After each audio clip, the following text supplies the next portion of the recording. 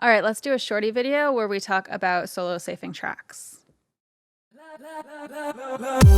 Okay, so this is a mix that I was working on this past week. I have made all the tracks tiny just so you can kind of see more at once.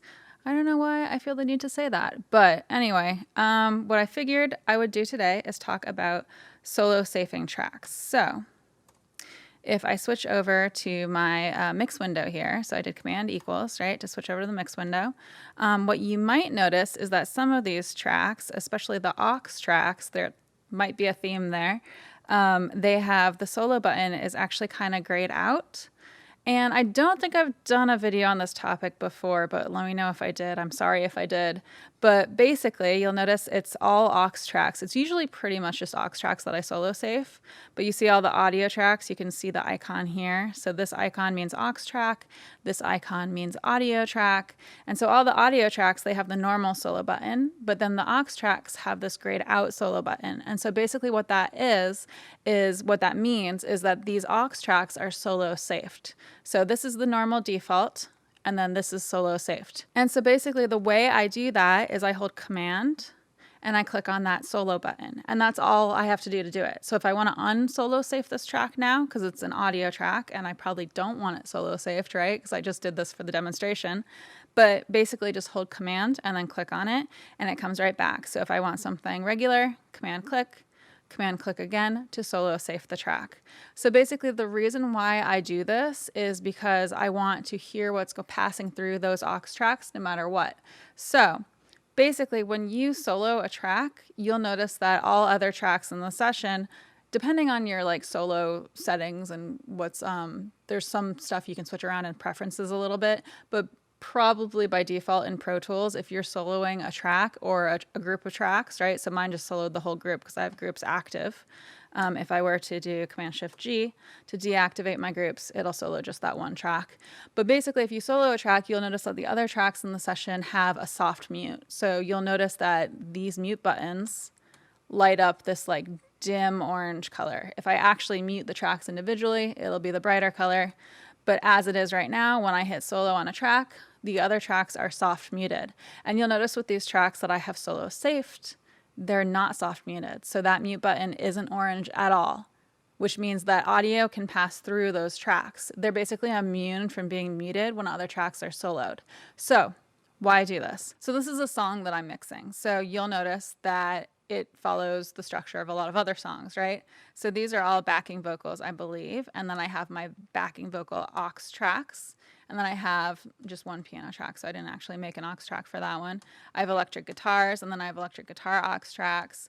I have I have the drum tracks, and then I have the aux tracks for the drums, right? So that's kind of the pattern I tend to follow, and I will sometimes do different ways of setting this up. I actually have a video on how I set up this system with like chunks of tracks that fit one category and then flowing them through different aux tracks. So I usually have like a dry aux track and then a wet aux track. And so the wet aux track, I'll have things that are more what I think of as wet effects on them. So things like delays and reverbs and stuff like that. And it's not like a hard and fast rule at all, but that's what I tend to do. I have a video about that. So I will put that on a card at the top of the screen. But basically, what I tend to do is I send these groups of tracks to an aux track that I can then process all of these tracks on one aux track, and it saves processing power. It can help you glue the things together. There's like a bunch of different benefits to doing it. So basically what happens is if I have groups active, so Command-Shift-G to make these active again, so see how they were grayed out. I have a video on that too. I'll put a card to that up top.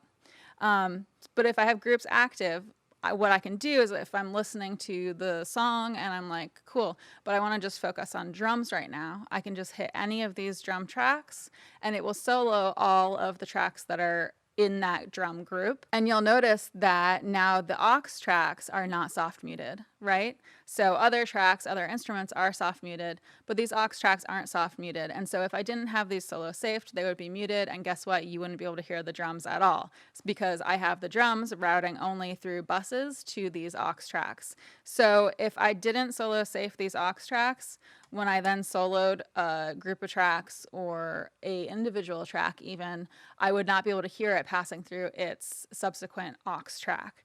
So that's why I do it. And the reason why I do it that way and I don't just group them all together and make the aux tracks part of that drum group is because sometimes, you want to, for example, take all of the drum faders and just move them slightly up or down. And you don't want to do it with, for example, the aux track fader. Or sometimes you want to do things that are only to the actual audio tracks and not to the aux tracks. And having them not part of the group then helps with that. So that's the basic idea of that.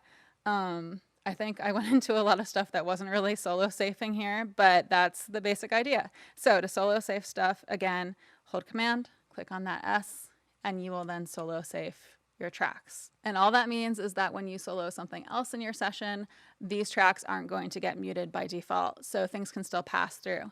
And the bonus here is, like, for example, if I solo my drums, I can still hear the drums passing through the aux, but I don't have to worry about these aux tracks because their source tracks are soft muted from the solo. So that's kind of how that tends to work.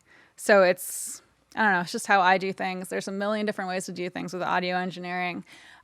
This is just how I've started to do things, how I've tended to do things. I've been doing this way for years, so I'm pretty happy with it. But let me know if you think there's a more efficient way to do things, or I don't know, if you have anything to say about it. I would love to hear about it. I'm always trying to improve my process. But yeah, that's it. Solo safing. So I hope you guys found this useful. Let me know what you think in the comments below. And as always, like, comment, subscribe, hit the notification bell. I would love all those things. I would really appreciate it. And I do have a Patreon. So it's patreon.com/CatoNoise. And my patrons do get access to additional content.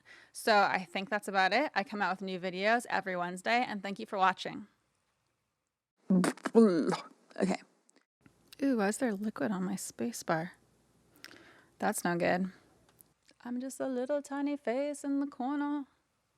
Just a little tiny face in the corner. I'm just gonna go right up here to the camera. My nails are falling apart. Everything's falling apart. It's quarantine. That's my story. I think that's it. I thought I had a story. No, just been staying home. Nothing interesting.